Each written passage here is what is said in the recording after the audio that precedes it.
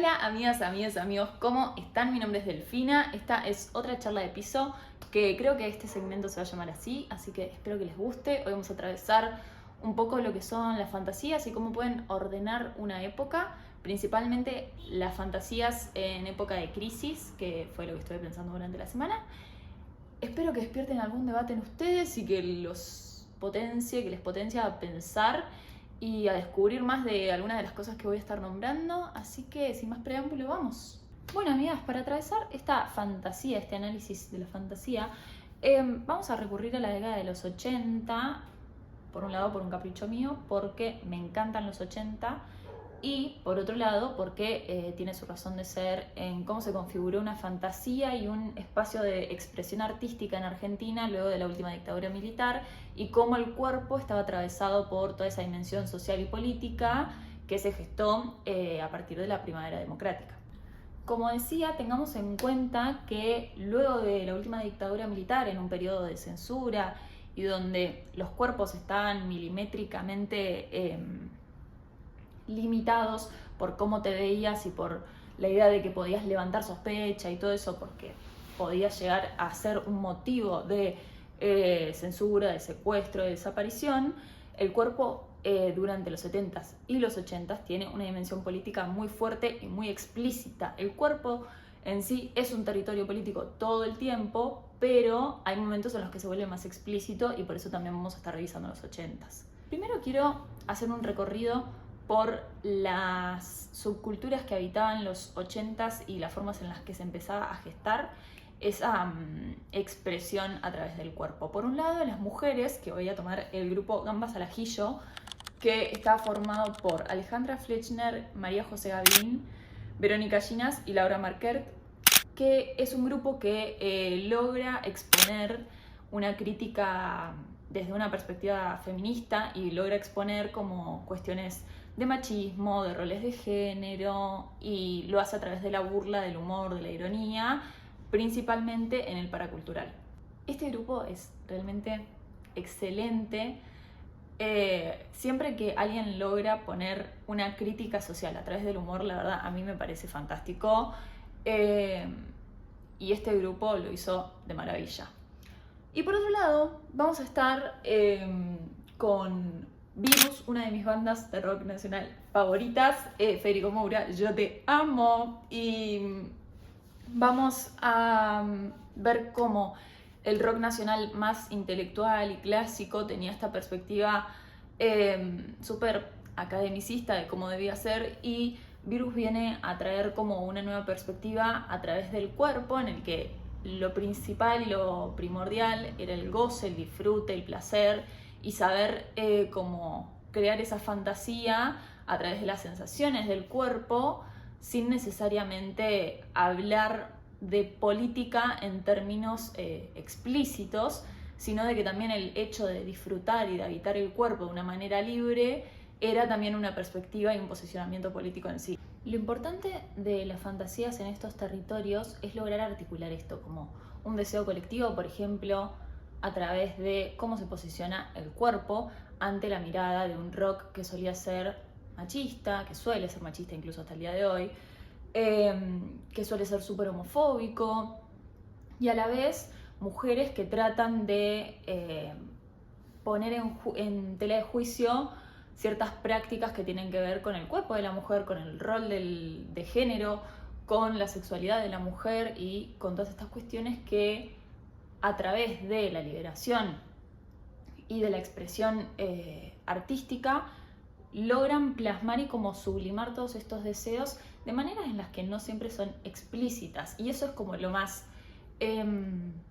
interesante, la parte del lenguaje simbólico que logran articular las prácticas artísticas en función de su contexto y cómo esto crea fantasías. En los 80 también se da el fenómeno del power dressing, que es el fenómeno en el que a través de la vestimenta las mujeres intentaban disputar un espacio de autoridad, de confianza y de equidad dentro del ámbito laboral. Entonces empezaban a vestirse con camisa, corbata y blazer que tenga hombreras, como para tener esta idea de uniformidad en el ámbito laboral. Se me cayó el celular, lo cual significa que el plano no quedó como estaba antes, pero no importa. Y traigo a colación el power dressing porque hay algo que me sorprende dentro de las imágenes de una funcionaria del gobierno, que es Lilia Lemoine. Siempre que veía imágenes de ella me sorprendía mucho su look, su estética, y me quedaba pensando en por qué me sorprendía. Y claro, había como una actitud de habitar ese power dressing, como esta idea de uniforme y de ponerte una corbata, cuando generalmente en ámbitos políticos el uniforme o el tipo de protocolo que siguen las mujeres que ocupan cargos públicos es bastante distinto. Muchas veces suelen usar falda con alguna chaquetita encima, algún collar, y era como algo bastante distinto. Incluso me pasa que veo cualquier otra política y suele tener el pelo súper pulcro, con brushing, cero frizz, maquillaje perfecto, y ella tiene como una actitud desenfadada dentro de esa estética que me llamaba mucho la atención. Y el vínculo que encuentro con los 80 y el power dressing es que digo, claro, hay como una idea de estar diciendo esto es nuevo y esto es algo que se puede hacer y que se puede como plantear como objetivo, pero es en realidad objetivos de alguna manera que ya se discutieron o ya se dieron y que ya se luchó por ellos de forma colectiva.